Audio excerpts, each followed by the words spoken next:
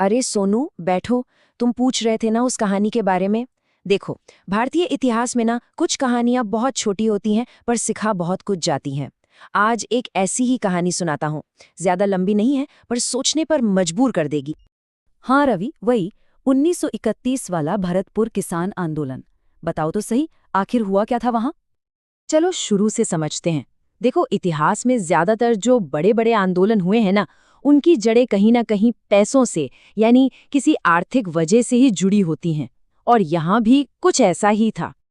तो हुआ ये कि 1931 में भरतपुर की जो राज्य सरकार थी, उसने अचानक से भू राजस्व मतलब जो लैंड रेवेन्यू होता है वो बढ़ा दिया। अब जाहिर है इसका सीधा असर किस पर पड़ेगा? किसानों पर और लगान वसूलने वाले अधिकारियों की रोजी रोटी पर।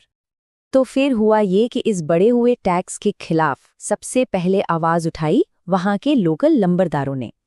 ये लंबरदार समझ लो भू राजस्व अधिकारी होते थे। तो उन्होंने ही किसानों को अपने साथ लिया और आंदोलन की शुरुआत कर दी। अच्छा, तो मतलब लंबरदारों ने ये शुरू किया, पर कोई तो होगा जो इसे लीड कर रहा था। मतलब इतने सारे लोगों को साथ लाने वाला कोई एक चेहरा तो जरूर होगा। बिल्कुल। तुम ये संख्या देखो, 500। उस जमाने के हिसाब से ये कोई छोटी मोटी भीड़ नहीं थी। करीब करीब 500 किसान अपनी बात रखने के लिए भरतपुर में जमा हो गए थे। और इन सबको जो एक साथ लेकर आए वो थे भोजी लंबरदार। यही वो चेहरा थे जो इस पूरे आंदोलन को लीड कर रहे थे।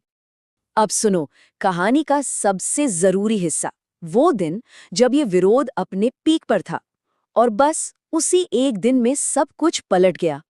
तो हुआ ये कि 23 नवंबर 1931 को, जिस दिन ये सब लोग इकट्ठा हुए, भोजी लंबरदार ने एक बहुत ही जोशीला भाषण दिया। सरकार ने उसे भड़काऊ भाषण कहा, क्योंकि उसमें उन्होंने सीधे सीधे सरकार को चुनौती दे दी थी। और इसके बाद जो हुआ वो बिजली की तेजी से हुआ। एक तरफ भाषण खत्म हुआ और दूसरी तरफ सरकार ने फौरन एक्शन ले लिया।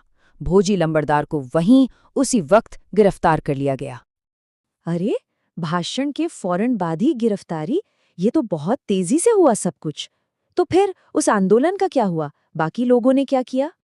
यही तो इस कहानी की सबसे अजीब और चौंकाने वाली बात है। जैसे ही उनके लीडर को गिरफ्तार किया गया, वो 500 लोगों का पूरा आंदोलन बस वहीं का वहीं खत्म हो गया, पूरी तरह से बिखर गया। सच में ये बात सोचने वाली है कि कैसे सिर्फ एक आदमी के हट जाने से एक पूरा का पूरा आंदोलन ताश के पत्तों की तरह ढह सकता है। ये किस्सा लीडरशिप पर और लोगों के एक साथ खड़े होने पर एक बहुत बड़ा सवाल छोड़ जाता है ना?